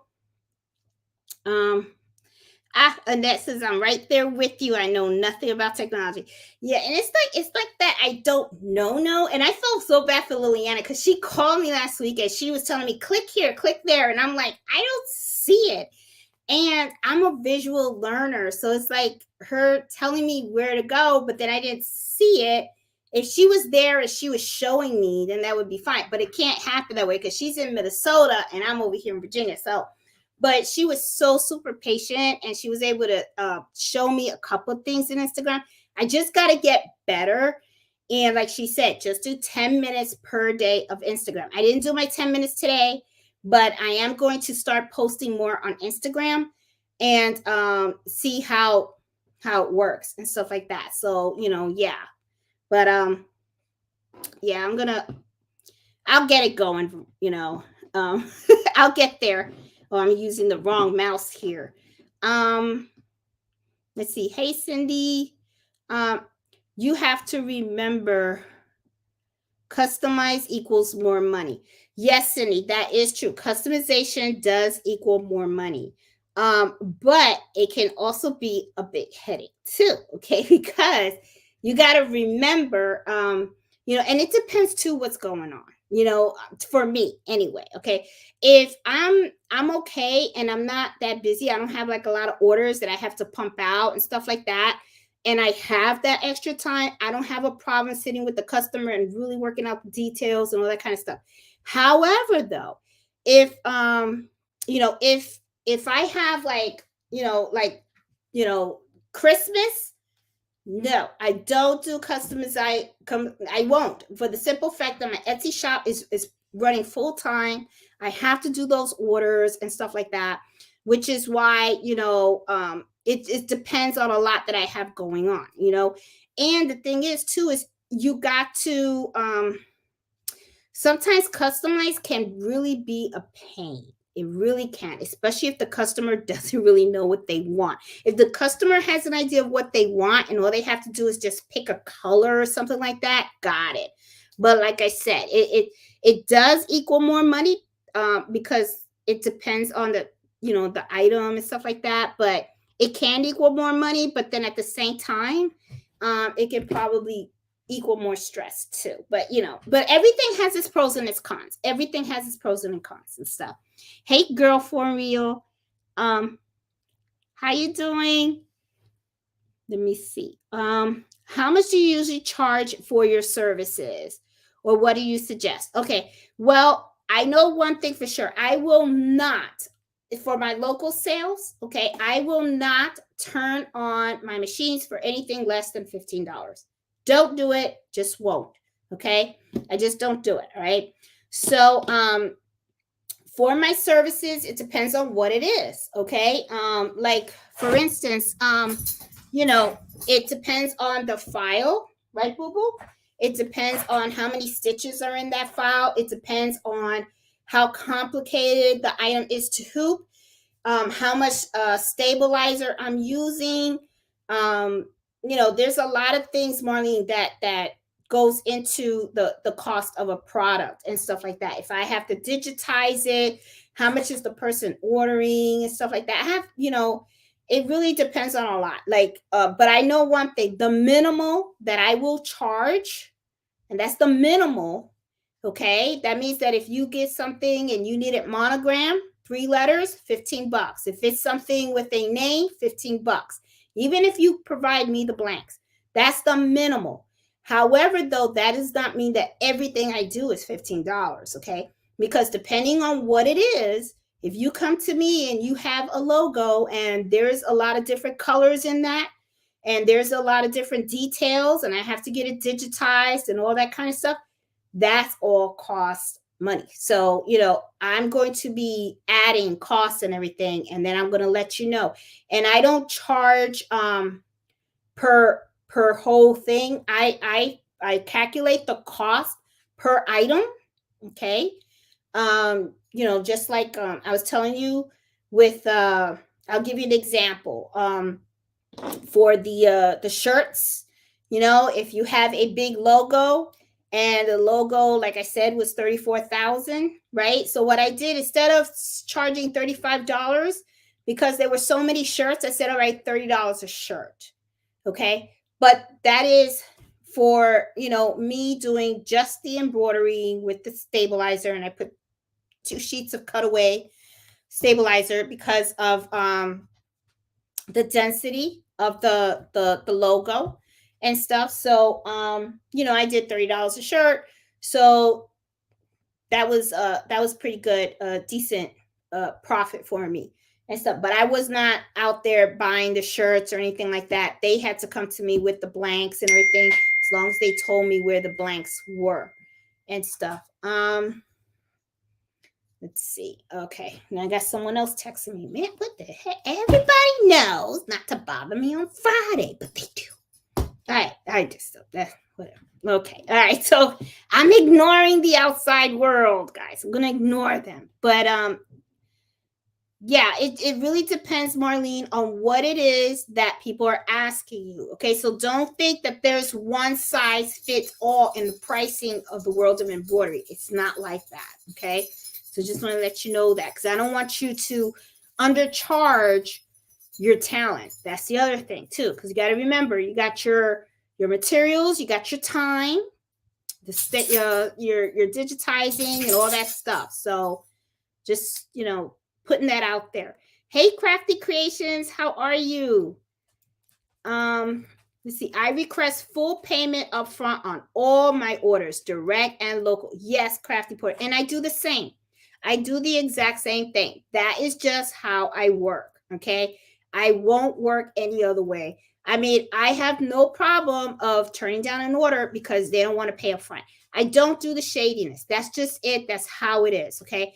And if they just feel that they don't believe in doing that, then I'll just say, okay, you know what? Then I can do this because I don't mind paying the fees.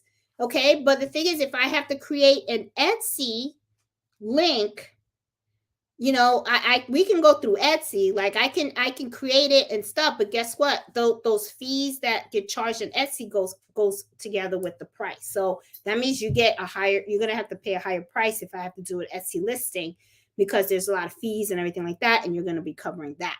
So I just tell people however you want to do it. I mean, it's up to you. I mean, you know where I live, it's not like I'm gonna get up in the middle, but you never know. I mean, you always hear mom and pop shops, they just pick up and left. But I mean, that's just how I am. I like doing the payment up front. I don't like any of the BS or anything like that. It's just, I like to keep it simple. That's all it is. Do you reimburse people if they are not happy or just remake, etc.? I have had some problems, Sandra, in those situations. I reimburse people not because they were unhappy, but because I was. Okay.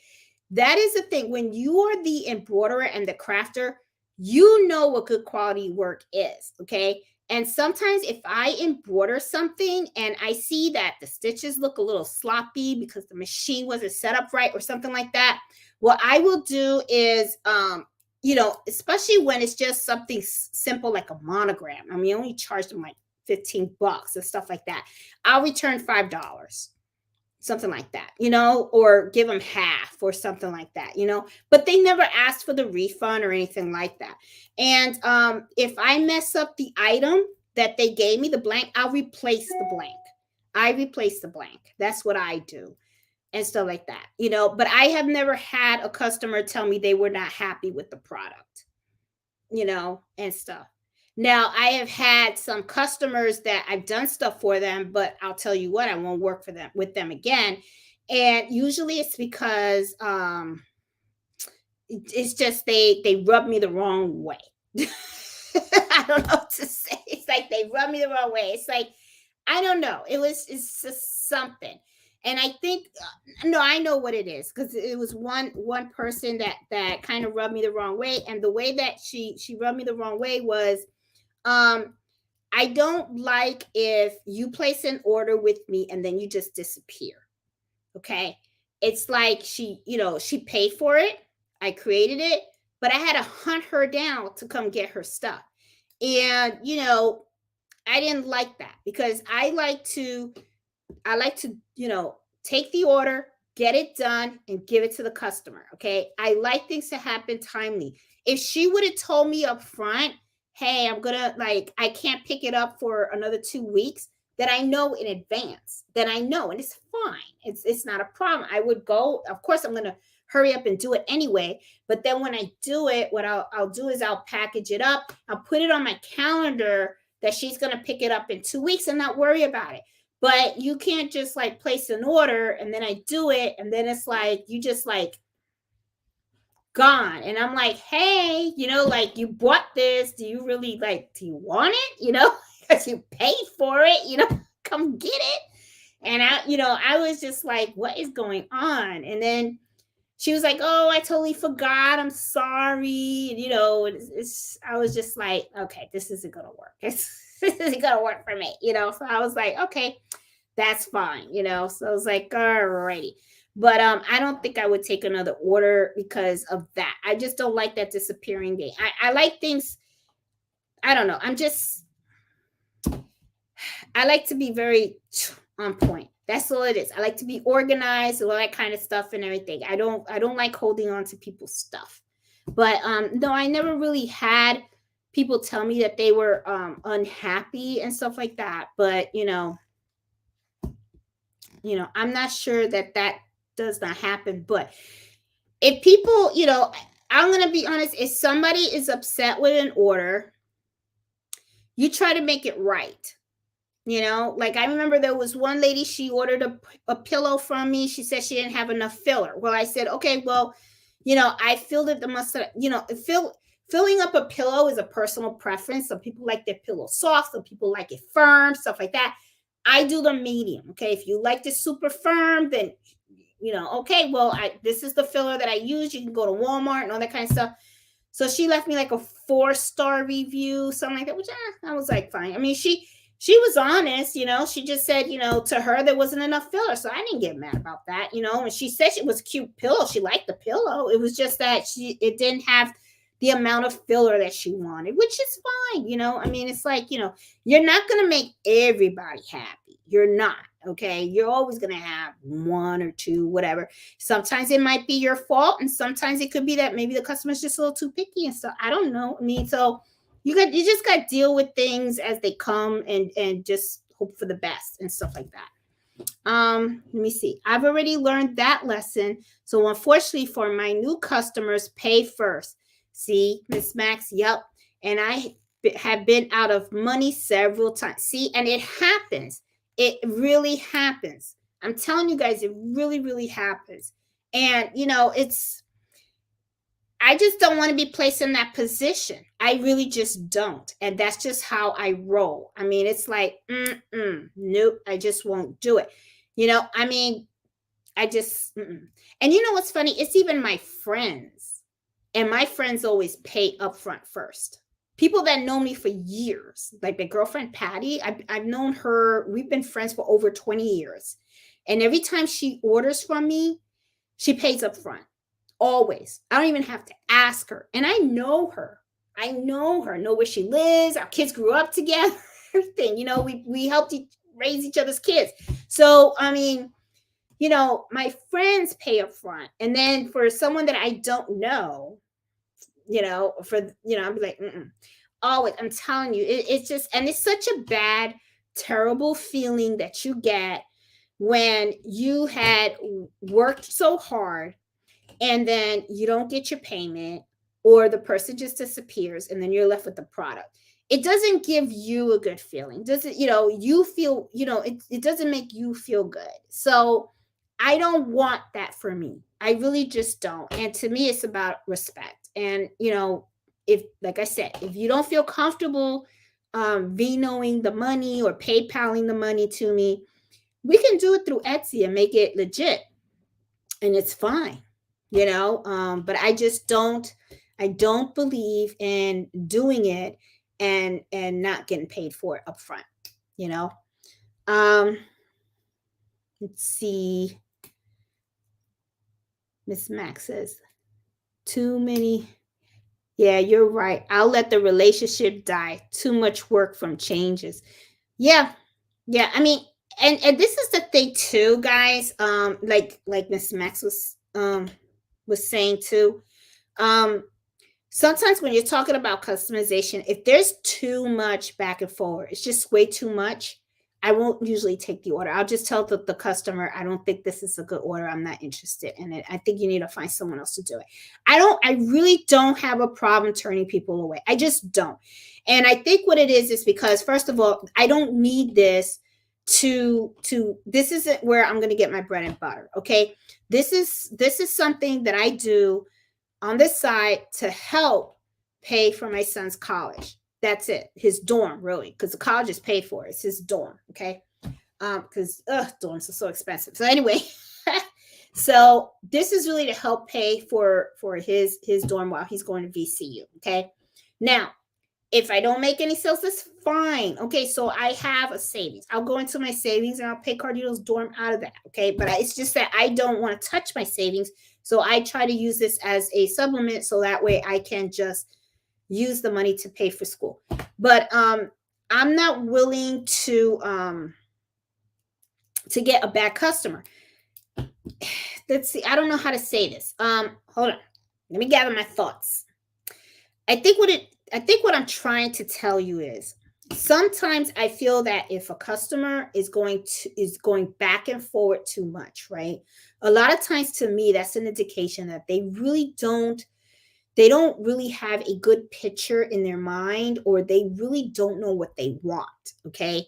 And you're taking a risk in those type of situations, because what happens is that when sometimes, how can I, okay, you're taking a risk because let's say you help design something, right? And then you help them pick the thread and all that kind of stuff and everything. Then after something's done, they don't like it because they say, I thought about it some more and now I don't know if that's what I wanted. And then you're stuck. You know what I'm saying? I don't want that situation. I just don't like it. I don't want to be in that situation. I like to avoid problems. I really do. And I am very upfront with customers. And when it comes to that kind of stuff.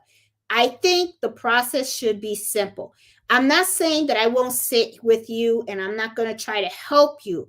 But what I'm saying is that if I feel that this is not the time, and sometimes it could be timing too. Sometimes I tell the customer, maybe this isn't the time for you to make the investment in this right now. Maybe you need to take more time to think about what it is that you want. Okay? Because I tell them I don't want to create something for you and then you're unhappy because that's going to make you feel some kind of way and then I'm going to feel some kind of way. And I don't want that. And when you're honest, it's really the best thing. It really is. And the way I look at it, if they get pissed off, they get pissed off. What the heck? I don't know. So yeah, I mean, let me see. If they don't understand when you didn't do a good job of explaining, you need to educate your client. Yes, and educating the clients is very important. Like I said, not everybody knows the nooks and crannies of embroidery. They really don't. A lot of times people just think things are simple. That's what they do. They think things are simple. So, let's see.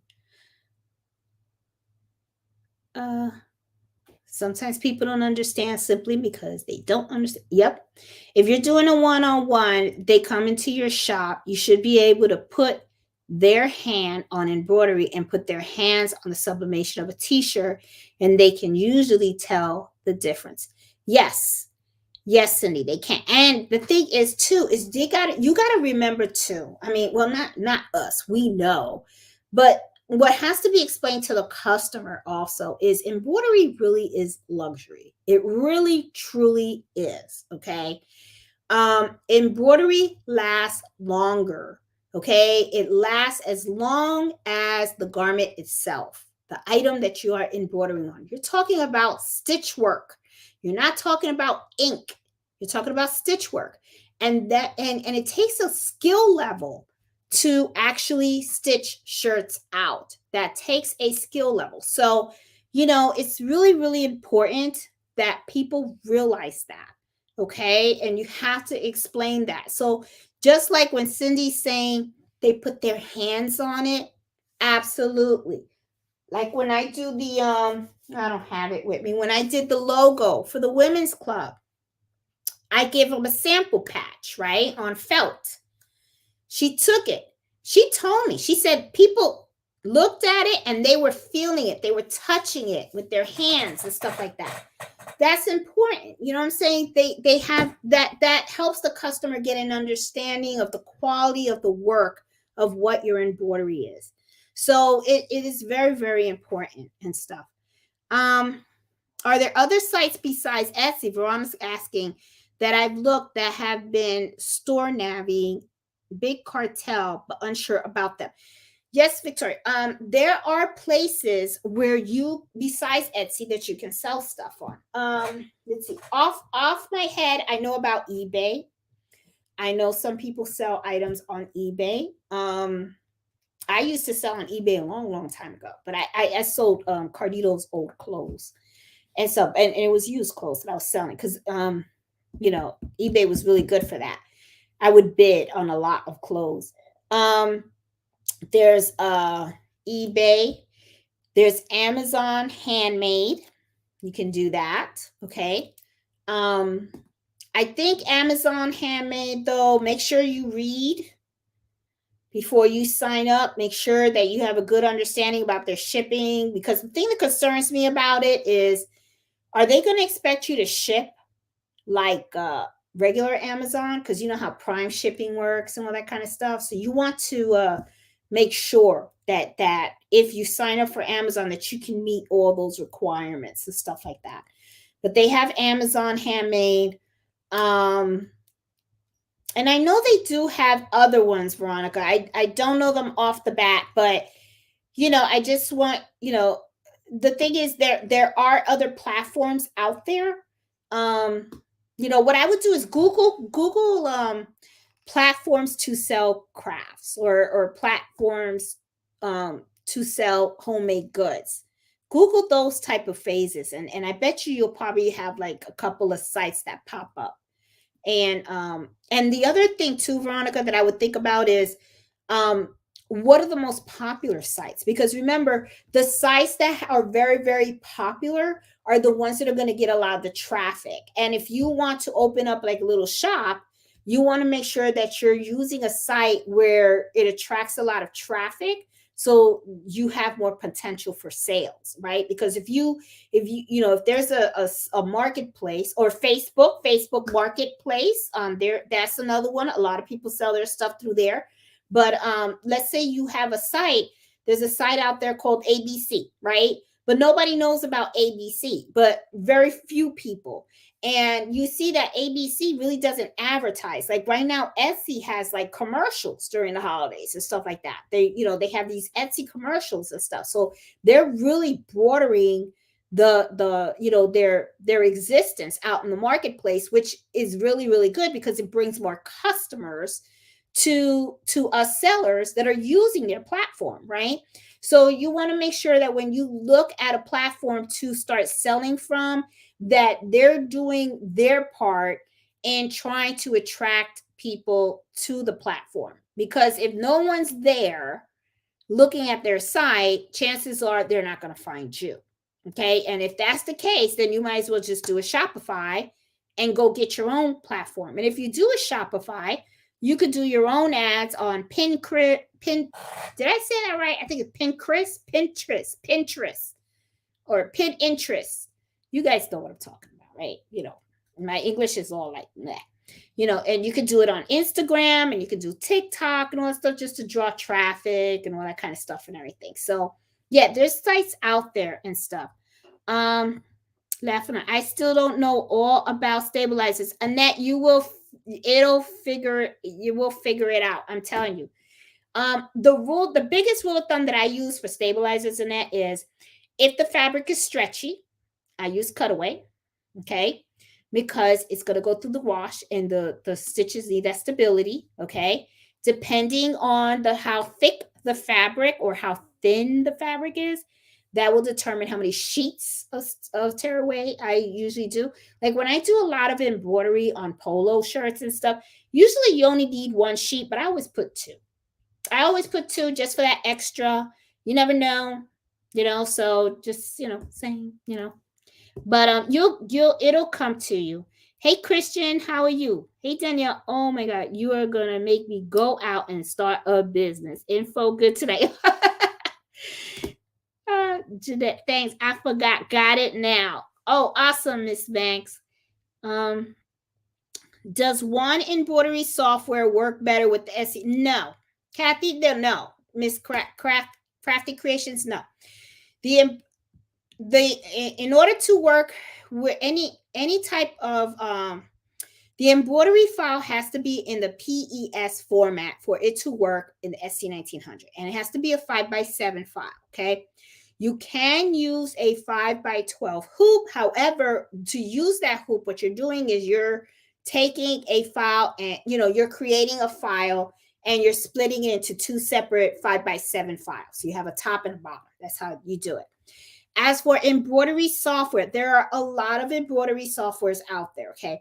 I'm an Apple girl. Okay. I love all my Mac products and everything like that. And Brilliance is what works with Apple. Okay. But there are other ones out there. Okay. They have So What Pro, they have Hatch.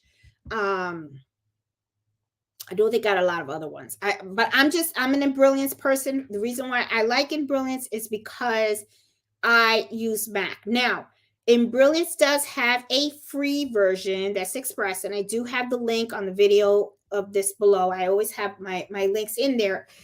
I would recommend click on that, download the free version. Don't buy it. Just download the free version. See if you like it, because what's important, Crafty Creations, is that you buy the software that is easy for you to understand and for you to work with, okay?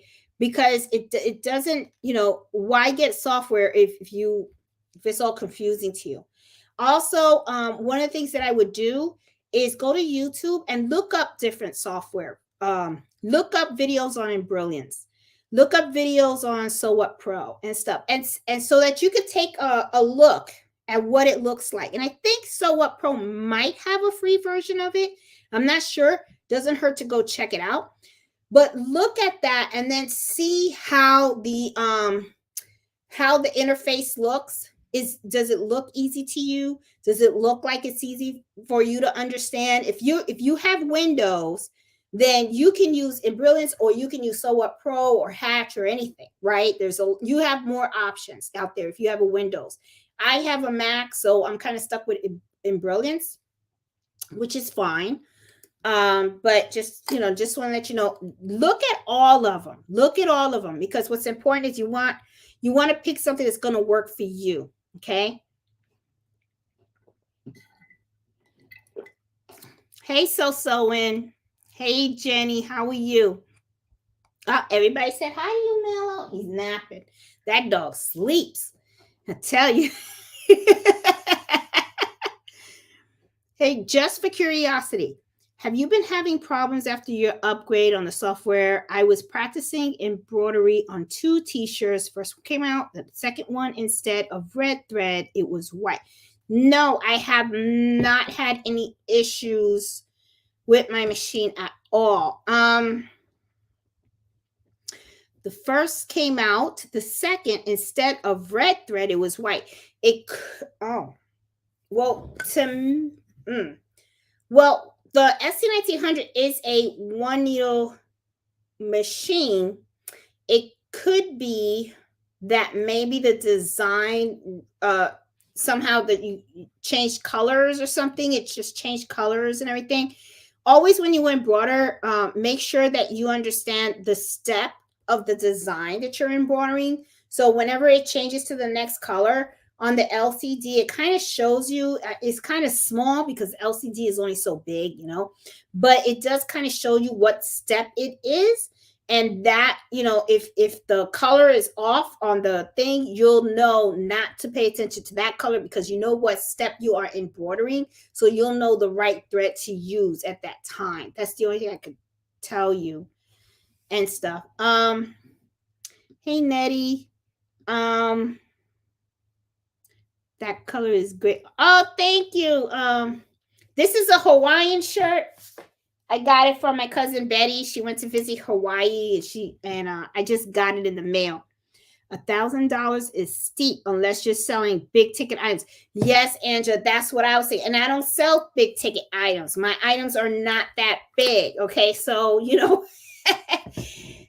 that's just, to me, it's too much for a booth, and I'm just not gonna pay it and stuff. So I'm like, Hey, Eartha, I have done a few craft shows and did well. My last one I did was at a hospital where my daughter works, and there was no fee. See, there you go. See, in those type of situations, when you're not paying that big cost to set up, or if there's like no fee, then yeah, because it only costs you like time. You already have all these items and stuff, and you're just selling what you have. And so I may end up doing I'll probably do Haymarket maybe next year, but I'm just not gonna do the $1,000 thing, and stuff. I've seen another YouTuber. She had an Etsy shop. She hacked her, and it hacked her account and closed it. Do you do any software to help from being hacked? No, Veronica, I've never heard of that happening. I have heard of Etsy shutting down shops, but I am sure they are shutting down shops for a reason. I don't believe that Etsy would do something like that just to shut down a shop to just do it. Okay. I've heard of people, shops getting shut down because of copyright problems, and not following the rules and the policies that they have on there and stuff. And usually in those situations too, Etsy will give you a warning, and they'll say, hey, this is not a good listing, or they'll deactivate listings. If you listings get deactivated a lot, they will you can get your shop shut down. For instance, some of my listings, they get deactivated, but it's not because they're copyrighted or anything like that, but I think it's because of certain keywords, right? So every time, like, I do a Spanish kitchen towel, and when I use the Cuban flag, right, I'll create a really pretty kitchen towel. It has the Cuban flag, so I'll put La Cocina de Abuela, grandma's kitchen, with the Cuban flag, right? So I'll put Cuban flag on the title, right? And then I'll put in the description, made in the USA, right? So every time I do a listing like that, Etsy will automatically deactivate it, and I have to chat with them, which is fine. And I'm used to it because it happens all the time. Because I already know that if there's certain countries, Spanish countries, you put in and they'll deactivate it, and that's fine. And I've gone through the process with them so many times. And I think what it is they just want to make sure you're not selling something illegal or something like that. And I'm okay with that. That doesn't bother me. So a lot of times, I create when I create the listing, I already know that I think they have some agronicum, or I don't know how uh, the way they analyze listings and stuff like that. They they'll automatically shut deactivate some listings if you use certain keywords, I guess, or something like that, right? So every time that happens, I'll reach out to Etsy support, and then I say, hey, I just created a listing, and I need your team to look at it and let me know, if it's okay to, if it can be reactivated, or if not, do I need to change some wording and stuff like that. I need help with the listing, to put it up there. And it's a kitchen towel. That's all it is. It's just a kitchen towel.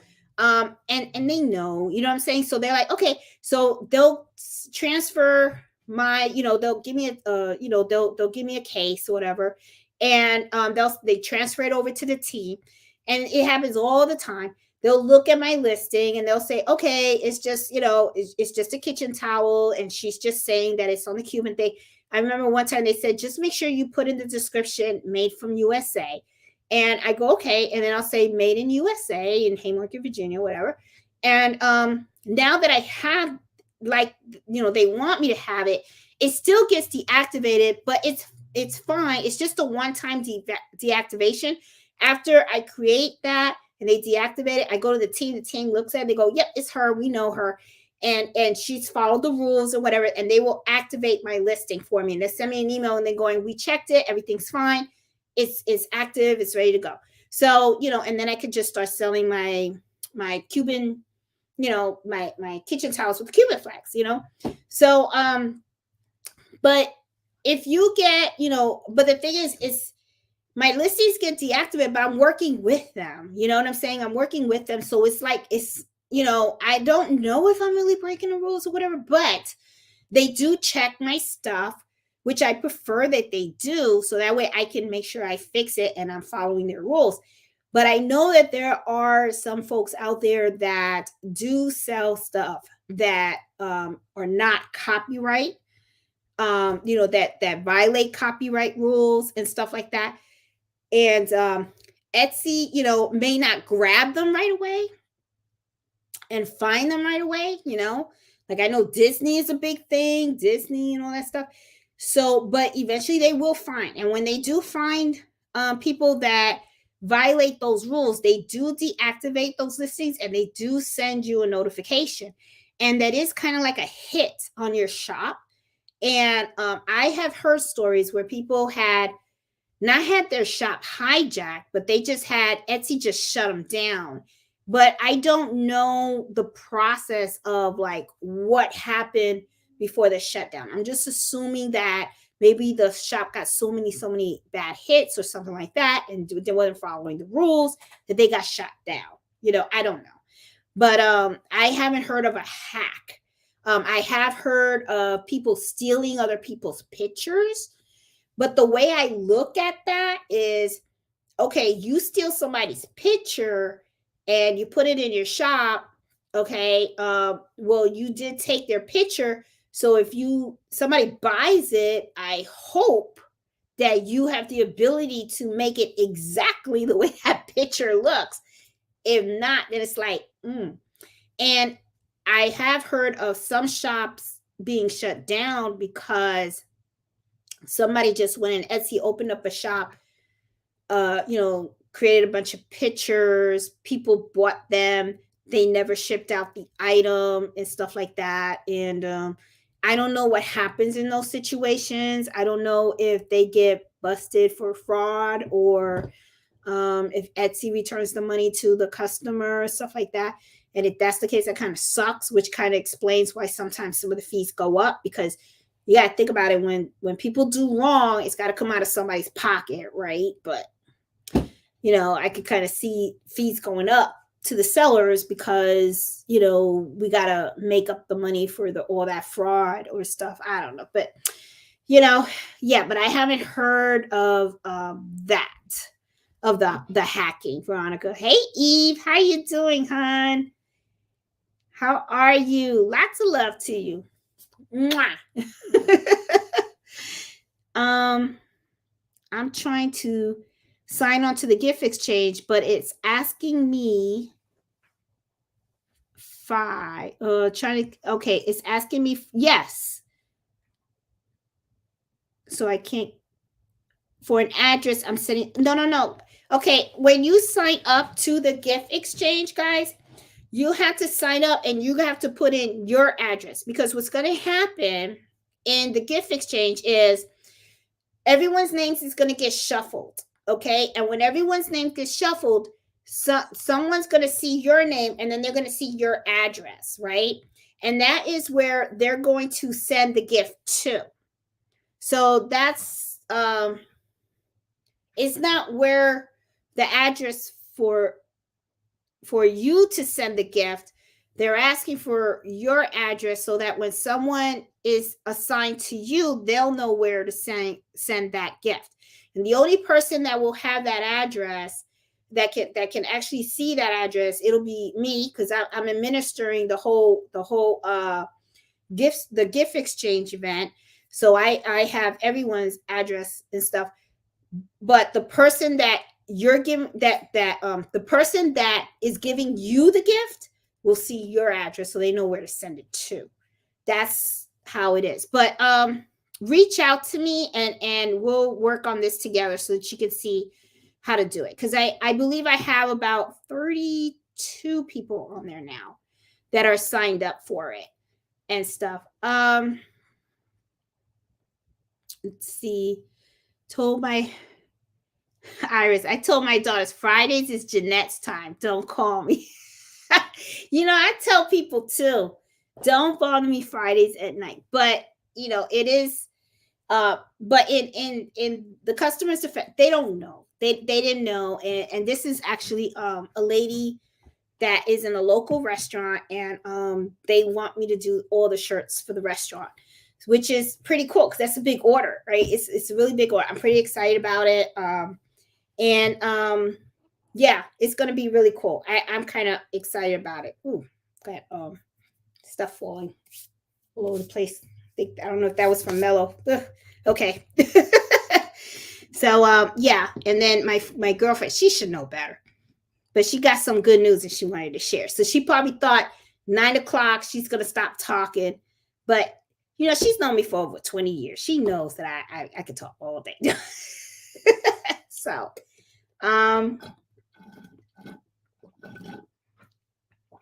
have you ever used mesh cutaway for softer t-shirts? I have used for softer t-shirts, I have mesh cutaway, Miss Max. I have used it, but I have to tell you, t-shirts, I don't do a lot of embroidery. I don't do like the birthday shirts for the kids. I don't really do that. It's just not my thing. I like to do business shirts, logos. I like to do the dinner napkins, the kitchen towels. Those are my things.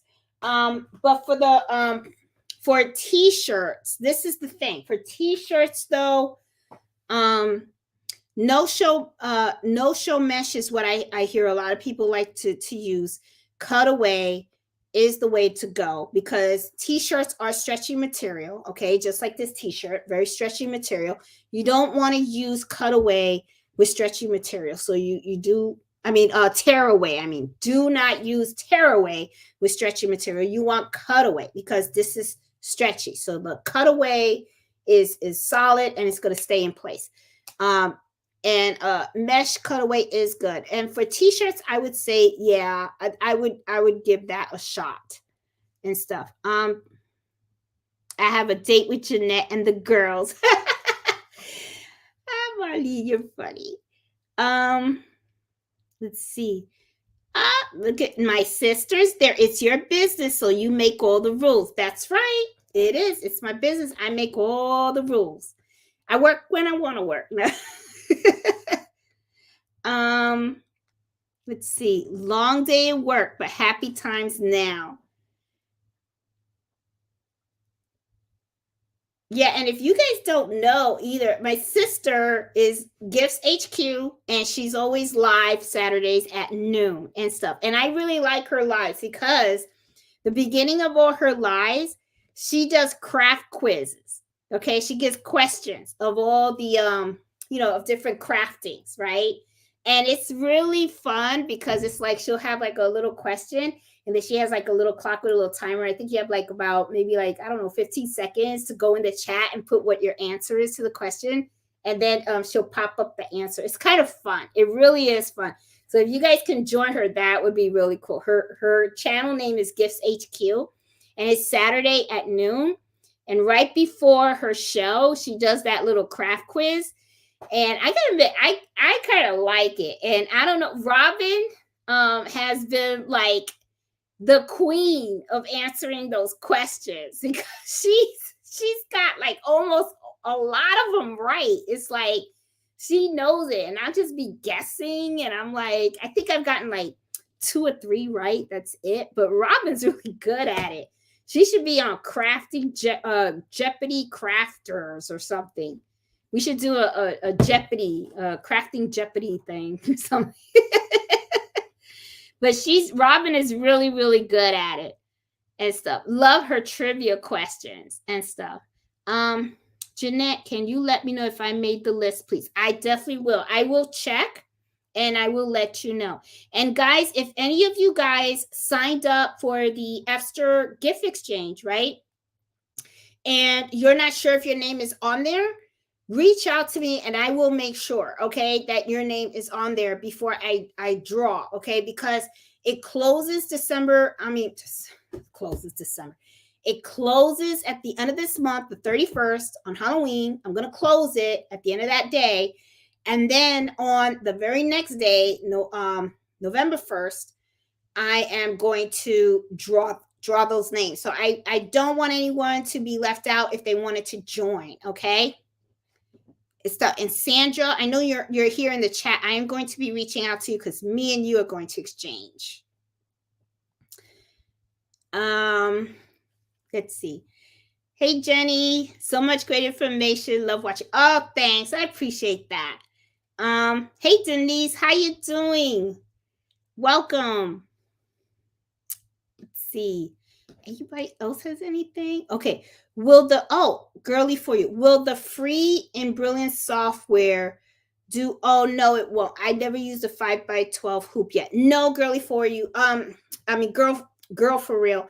No. Okay. In order for you to use the 5x12, which is a repositional hoop, okay, the free Embroidery is not going to give you the ability to do that. Okay. You would need to get Embroidery Essentials, and you'll also have to get Enthusiast. Enthusiast is a module, is an additional module that you get with Embroidery. Once you have those two, then you can go ahead and you can take an image and convert it so that you can use it with the repositional 5x12 hoop. Okay. The reason why, though, I tell you to get the free is so that you can familiarize with the software, because the thing is, you don't want to buy something and then you don't like it. You know what I'm saying? And I am sure that the other software, and just make sure you look around, okay?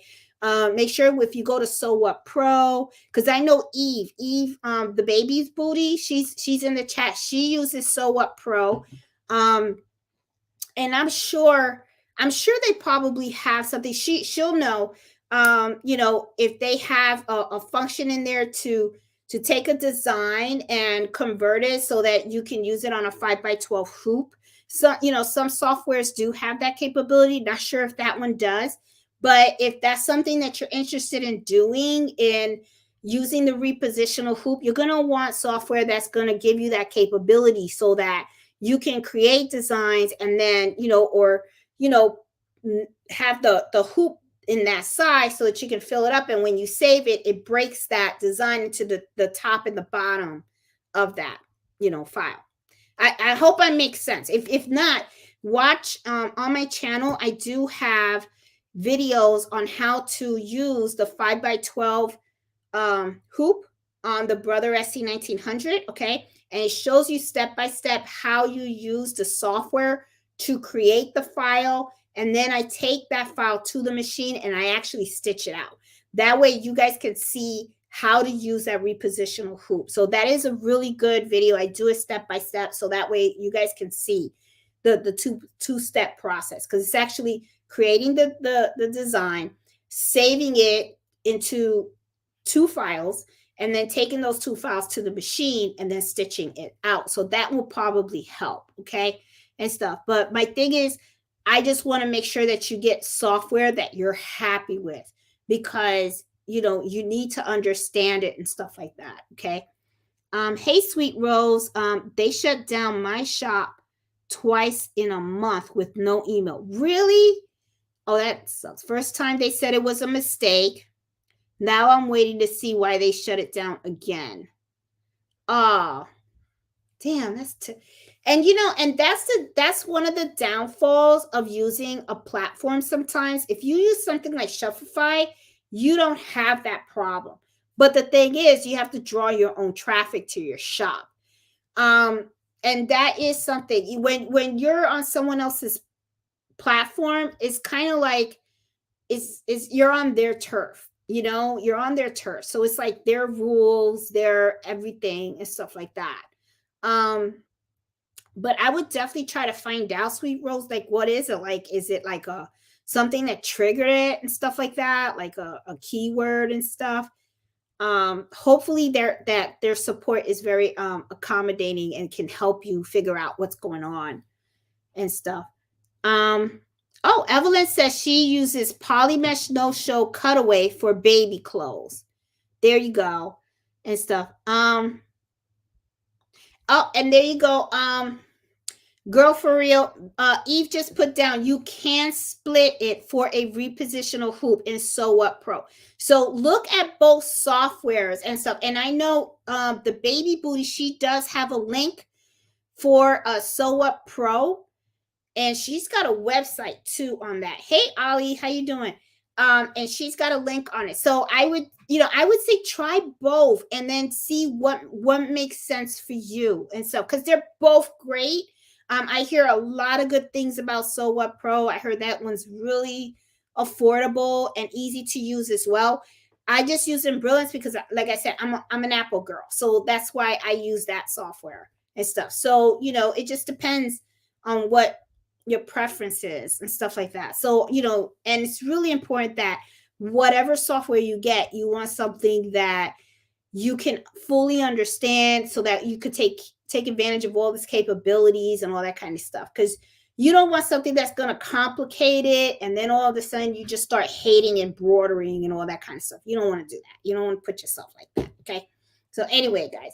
Well, guys, I am going to say good night. As always, my embroidery happy hour. I think I need to change that to hours. Okay. Because it just keeps going on and on. But I really hope that you guys found, the information that I shared with you guys helpful this week. If you guys ever have a topic that you want me to talk about or something like that, just send me a text or something like that, and I'll try to research it and stuff like that, because I like to learn also. So it's like, I don't mind searching for information and stuff like that. So just want to let you guys know, because this is for me and it's for you guys, and I really enjoy our Fridays together. I really do, and I want to keep these things going, because I actually look forward to this time. It's like my time to just hang out with you guys and stuff. So guys, I am going to say good night. Thank you so much. Don't forget, if you're interested in signing up for the gift exchange, the link is in the Facebook group. Okay, if you have any questions, reach out, ask in the Facebook group. Okay, and we're gonna work it out. Don't worry, I will make sure that I get everything all situated. We already got, I think, 32 people, something like that, and I know that Crafty Puerto Rican is going on there too.